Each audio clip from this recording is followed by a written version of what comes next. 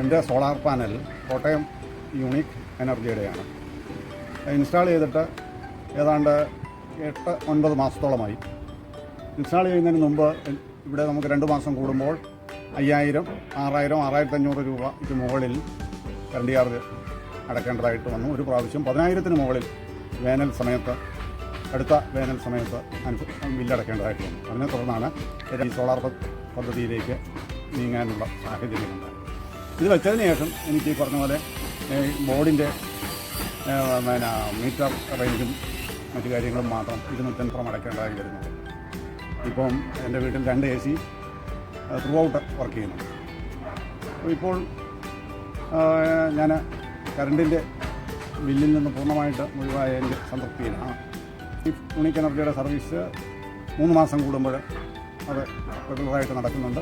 അത് 25 വർഷത്തെ replacement warranty പറയുന്നുണ്ട്. 5 വർഷം 3 മന്ത്സ് കൂടുമ്പോൾ ഉള്ള സർവീസിങ് വാറണ്ടി പ്രൊവൈഡ് ചെയ്യുന്നുണ്ട്. ഇടയ്ക്ക് വിളിച്ച് സോളാറിൻ്റെ കാര്യങ്ങൾ ഓഫീസിൽ നിന്ന് അന്വേഷിക്കുന്നുണ്ട്. ഞാൻ സംതൃപ്തനാണ്.